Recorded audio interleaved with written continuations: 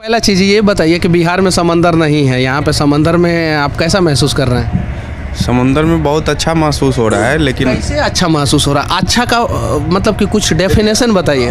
अच्छा इसलिए महसूस हो रहा है कि हम आने से पहले सोच रहे थे आइलैंड है मतलब डेवलपमेंट नहीं होगा, जंगल उंगल होगा। जनरली लोगों का भावना है कि अंडमान मतलब जंगल। बॉलीवुड के कुछ कलाकारों को मैं बताना चाहता हूँ कि आप जिस विदेश में जाके जो है ना फिल्मों की शूटिंग करते हैं ना, वहाँ के विदेशी लोग यहाँ पे आते हैं और ये आइलैंड जो है ना ये वर्ल्ड का सबसे बड़ा टूरिस्ट स्पॉट बन सकता है अगर हमने दृढ़ इच्छा शक्ति दिखाई। राष्ट्रवाद के भावना लोगों में कूट कूट के भरा हुआ है। हाँ, यहाँ पे विभिन्न प्रदेश के लोग हैं, लेकिन पता ही नहीं चलता। और बांग्लादेश से भगाए हुए हिंदू भी यहाँ पे हैं। सबसे ज़्यादा यहाँ पे हिंदू शरणार्थी भी हैं, बांग्लादेश से भगाया गया।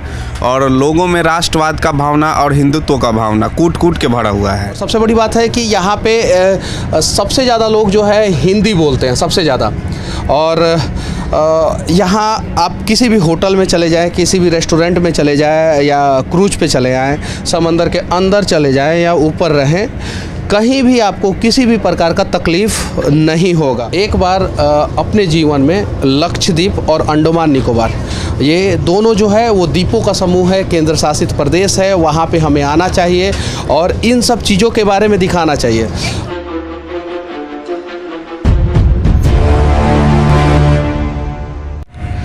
पाँच 572 द्वीपों का एक समूह अंडमान निकोबार एक पूरा आइलैंड है, लेकिन इसका अधूरा जानकारी हमारे देश के लोगों को है। बड़े बड़े मीडिया चैनलों को यहाँ पे आना चाहिए, एक्सप्लोर करना चाहिए, इसके बारे में बताना चाहिए। उसके अलावा बॉलीवुड के बहुत सारे कलाकार हैं जो विदेशों में जाके फिल्म की शूटिंग करते हैं, उन्हें भी यहाँ पे आना चाहिए और इस खूबसूरती को दिखाना चाहिए। अभी हम लोग अंडमान निकोबार का जो राजधानी पोर्ट ब्लेयर है वहाँ से हैवलॉक जा रहे हैं। हैवलॉक एक ऐसा बीच है जिसको ब्लू स्टार मिला हुआ है, यानी कहने का मतलब है कि 7 स्टार होटल के बराबर हैवलॉक है और एशिया में दूसरा सबसे अच्छा बीच है और पूरी दुनिया में तीसरा सबसे अच्छा बीच है हैवलॉक। मालदीव में ऐसा बीच नहीं है और ना ही बैंकॉक में है और ना ही थाईलैंड में है। फिर भी हमारे यहाँ के कलाकार जो है वो मालदीव जाते हैं, बैंकॉक जाते हैं और थाईलैंड जाते हैं, लेकिन यहाँ पे नहीं आते। वहाँ पे हेवी अमाउंट में टैक्स पे करते हैं और वहाँ पे फिल्मों की शूटिंग करते हैं। अंडमान निकोबार एक ऐसा जगह है जहाँ पे हर कुछ है। आप शिप मिल जाएगा, आपको एयरपोर्ट मिल जाएगा, उसके अलावा पहाड़ मिल जाएगा, खाई मिल जाएगा, समंदर मिल जाएगा और यही सब चीज़ों की ज़रूरत होती है एक फ़िल्म की शूटिंग के लिए। तो अगर हम लोग बड़ा बड़ा सेट जो है वो दूसरे देशों में जाके लगाते हैं तो हम लोग यहाँ पे भी लगा सकते हैं। उसके अलावा जो है बहुत सारे लोग जो है घूमने के लिए स्विट्ज़रलैंड जैसे देशों में जाते हैं और भी बैंकॉक, थाईलैंड जैसे देशों में जाते हैं, यहाँ पे भी आ सकते हैं। और सबसे बड़ी बात है कि यहाँ से इंडोनेशिया की दूरी सिर्फ और सिर्फ 150 किलोमीटर है और यहाँ से इस आइलैंड से नियरेस्ट इंडिया का कोई भी जो भूभाग है नियरेस्ट, उसकी दूरी कम से कम 1700 यानी 1700 किलोमीटर है कम से कम। और यहाँ पे व्यवस्था इतना प्रॉपर है। सबसे बड़ी बात है कि यहाँ के लोगों ने हमें बहुत ज़्यादा आकर्षित किया। इतने इको फ्रेंडली होते हैं ना, मतलब कि कार्बन उत्सर्जन नहीं करते हैं वो लोग। हर जगह पे कोऑपरेट करते हैं हमें। जैसे हम लोग पोर्ट ब्लेयर एयरपोर्ट पे जब कल हम लोग उतरे, उसके बाद से होटल ढूंढने में हमें कोई तकलीफ़ नहीं हुआ। उसके बाद से एक मंदिर में गए, वहाँ पे सभी लोग जो है हमें बहुत ज़्यादा कोऑपरेट किए। यहाँ पे मैं इस क्रूज़ में बैठा हूँ अगर मुंबई के किसी क्रूज़ में बैठा होता और वहाँ पे मैं बोलता कि मुझे शूट करना है वीडियो, तो शायद से मुझे बहुत लंबा चौड़ा परमिशन लेना पड़ता। लेकिन यहाँ पे मैं नीचे गया और सिर्फ उन लोगों से पूछा कि मैं एक वीडियो शूट करना चाहता हूँ, दिखाना चाहता हूँ, तो उन लोगों ने बोला हाँ आप दिखा सकते हैं। सबसे बड़ी बात है कि हमारे यहाँ के लोग जो है ना उन्हें यहाँ आना चाहिए। ये हमारा ही देश है, अंडमान निकोबार। देश के लोगों को पता है कि ये एक केंद्र शासित प्रदेश है, उसके अलावा इसके बारे में कुछ जानकारी नहीं है लोगों को। यहाँ पे बहुत प्रकार के जनजाति भी रहते हैं और बंगाल के लोग रहते हैं, उड़ीसा के लोग रहते हैं, तमिलनाडु तेलंगाना के लोग रहते हैं और देश के दूसरे भूभाग के भी लोग यहाँ पे रहते हैं। और ये एक क्रूज शिप है, जैसे बनारस में चलाया जाता है गंगा नदी पे क्रूज शिप, तो उसको देखने के लिए बहुत सारे लोग जाते हैं। मुंबई में भी चलाया जाता है, लेकिन वहाँ से ज़्यादा साफ़ सुथरा और ज़्यादा प्रॉपर तरीके से यहाँ पे अरेंजमेंट होता है, यहाँ पे व्यवस्था होती है। और ऐसा नहीं है कि ये महंगा है। यहाँ पे आने के लिए आप सिर्फ और सिर्फ 7 से 8 हज़ार रुपये का फ़्लाइट का टिकट आप कहीं से भी, कोलकाता से या हैदराबाद से, विशाखापट्टनम से, चेन्नई से ले सकते हैं और यहाँ पे आ सकते हैं। और यहाँ पे आने के बाद आपको ज़्यादा खर्च करने की ज़रूरत नहीं है। ऐसा नहीं है कि आप जैसे स्विट्ज़रलैंड जैसे जगहों पे, मालदीव जैसे जगहों पे जाते हैं तो लाखों रुपया का खर्च होता है, ऐसा नहीं है। एकदम आप आराम से आ सकते हैं। हमारे साथ ये हैदराबाद के हमारे भाई साहब आए हैं और ये हमारे बिहार के हैं और गलती से ये लोग हमारे वजह से यहाँ पे आए हैं। सबसे पहले ये बताइए कि आप यहाँ पे आए तो सबसे पहला चीज़ आपने क्या देखा? यहाँ का पब्लिक जो है, फीडबैक उन लोगों से हर तरह से, हर कोई बहुत हेल्पिंग नेचर है यहाँ पे, हर कोई। और अभी हम लोग समंदर के अंदर हैं और अंदर मतलब कि घुस नहीं गए हैं, भीतर जहाज़ है एगो क्रूज, उसी में हम लोग बैठे हैं। सही है कि नहीं है उज्ज्वल जी? हम यहाँ के ये पहला चीज़ ये बताइए कि बिहार में समंदर नहीं है, यहाँ पे समंदर में आप कैसा महसूस कर रहे हैं? समुंदर में बहुत अच्छा महसूस हो रहा है, लेकिन कैसे अच्छा महसूस हो रहा है? अच्छा का मतलब कि कुछ डेफिनेशन बताइए।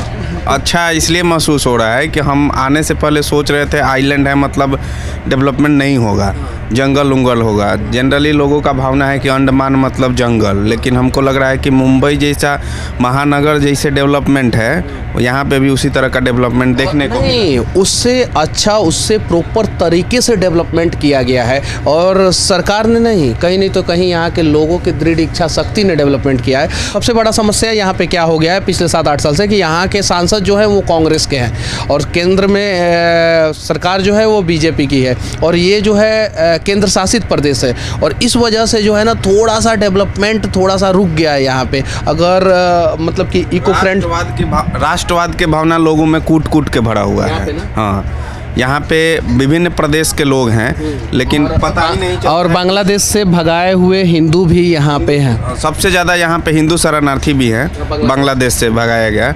और लोगों में राष्ट्रवाद का भावना और हिंदुत्व का भावना कूट कूट के भरा हुआ है। चलिए ठीक है। और सबसे बड़ी बात है कि अभी हम लोग जो है फर्स्ट फ्लोर पे हैं, मतलब कि पहले फ्लोर पे हैं और नीचे भी चलेंगे, वहाँ पे भी देखने का प्रयास करेंगे। और बहुत सारे दूसरे देश से भी लोग यहाँ पे आते हैं और ये मैक्रूज है और इसका टिकट भी बहुत सस्ता होता है, इजीली मिल जाता है, ऑनलाइन मिल जाता है, ऑफलाइन मिल जाता है और आप यहाँ पे आ सकते हैं, शांति महसूस कर सकते हैं और घूम भी सकते हैं। चलिए आएंगे और यहाँ पे भी कुछ लोग हैं, उनसे भी जानने का प्रयास करेंगे। जैसे देखिए एक हमारे भाई साहब हैं जो गर्म पानी या ठंडा पानी कुछ तो निकाल रहे हैं यहाँ से और खाने पीने का भी व्यवस्था रहता है यहाँ पे, आप देख सकते हैं। एक बार हमें आना चाहिए, देश के दूसरे कोने में हम लोग जाते हैं, एक बार अपने जीवन में लक्षद्वीप और अंडमान निकोबार, ये दोनों जो है वो द्वीपों का समूह है, केंद्र शासित प्रदेश है, वहाँ पे हमें आना चाहिए और इन सब चीज़ों के बारे में दिखाना चाहिए। हालांकि इस देश में बहुत सारे नेशनल मीडिया हैं, वो लोग भी अगर इन सब चीज़ों को दिखाए तो शायद जो है हमारे देश के लोग हमारे देश के लोगों से कनेक्ट होंगे और जब कनेक्ट होंगे तो ये सब चीज़ें जो है वो एक्सप्लोर होगा तो इन सब चीज़ों के बारे में लोग जानेंगे। और ये इतना मतलब कि अमेजिंग है, आप इमेजिन नहीं कर सकते हैं कि कैसा फील करेंगे अगर आप यहाँ पे आएंगे तो। और हर चीज़ है, ऐसा नहीं है कि सिर्फ और सिर्फ समंदर है, हर चीज़ है यहाँ पे। चलिए थोड़ा सा आराम से आइए इधर से और देखिए इसमें प्रॉपर तरीके से हर चीज़ का व्यवस्था किया जाता है और हमें अंदर से ऐसा लगता है कि इस शिप का, इस क्रूज़ का स्पीड जो है बहुत स्लो है, अंदर से लगता है, लेकिन ये एक स्पीड क्रूज़ है और इसका स्पीड जो है 55 से 60 किलोमीटर पर आवर होता है इसका। Excuse me. और इसमें जो है 600 से 700 लोग जो है सवार होते हैं। ये सभी मैक क्रूज़ के स्टाफ हैं और बहुत अच्छे हैं। क्या नाम हुआ आपका? सौसिल्मो। अच्छा, यहाँ पे बहुत सारे लोग आते हैं, अलग अलग देशों से लोग आते हैं और भारत के अलग अलग प्रदेशों से लोग आते हैं। उन लोगों को कैसे आप लोग मैनेज करते हैं? मैंने जैसे अगर फॉरेनर आते तो उसमें भी हम लोग अच्छे से मैनेज कर लेते हैं। इंडियन जो भी इंडियन बाहर से भी आते तो हम लोग अच्छे से मैनेज कर लेते हैं। अच्छे से मैनेज कर लेते हैं ये लोग और बहुत अच्छे लोग हैं। और यहाँ पे भी हमारे एक भाई साहब हैं जो वीडियो रिकॉर्डिंग कर रहे हैं, इनसे सवाल पूछेंगे हम। अच्छा, क्या नाम हुआ आपका? शफीक। अच्छा, क्या करते हैं आप यहाँ पे? हम तो यहाँ के कमर्शियल स्टाफ है। स्टाफ है। अच्छा, ये बताइए कि कभी इमरजेंसी के सिचुएशन में आप लोग कैसे हैंडल करते हैं? सर ऐसे तो कभी आज तक हुआ नहीं है। आज तक इमरजेंसी हुआ नहीं। और कुछ लोगों को ये उम्मीद रहता है कि यहाँ पे जाने के बाद हमेशा जो है इमरजेंसी, जैसे सुनामी के बाद जो है ना यहाँ पे बहुत कम लोग आना शुरू कर दिए हैं। तो यहाँ पे आइए आप लोग, और इन सब चीज़ों को दिखाना इसलिए भी ज़रूरी है ताकि जो है यहाँ से कनेक्टिविटी जो है वो ईजिली हो सके और इसके बारे में देश के लोग जान सके और यहाँ के लोगों को, यहाँ की संस्कृति को, यहाँ के भाषा को लोग समझ सके। और सबसे बड़ी बात है कि यहाँ पे सबसे ज़्यादा लोग जो है हिंदी बोलते हैं, सबसे ज़्यादा। और यहाँ आप किसी भी होटल में चले जाएं, किसी भी रेस्टोरेंट में चले जाएं या क्रूज पे चले आएँ, समंदर के अंदर चले जाएं या ऊपर रहें, कहीं भी आपको किसी भी प्रकार का तकलीफ़ नहीं होगा। और ख़ासकर मैं बॉलीवुड के कुछ कलाकारों को मैं बताना चाहता हूँ कि आप जिस विदेश में जाके जो है ना फ़िल्मों की शूटिंग करते हैं ना, वहाँ के विदेशी लोग यहाँ पे आते हैं। और ये आइलैंड जो है ना, ये वर्ल्ड का सबसे बड़ा टूरिस्ट स्पॉट बन सकता है अगर हमने दृढ़ इच्छा शक्ति दिखाई तो। लेकिन उसके पहले जो है हम सभी को मिलकर इसके बारे में जानकारी जो है ना वो जुटाना होगा और देश के लोगों को देना होगा और इसको एक्सप्लोर करना होगा। और उसी के प्रयास में हम लोग यहाँ पे आए हैं और बस इजली है यहाँ पे आना। आप सभी आ सकते हैं और घूम सकते हैं, आपको कहीं भी किसी भी प्रकार का तकलीफ़ नहीं होगा।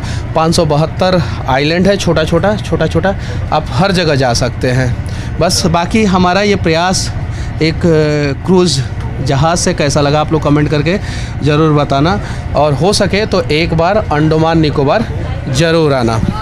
जय हिंद।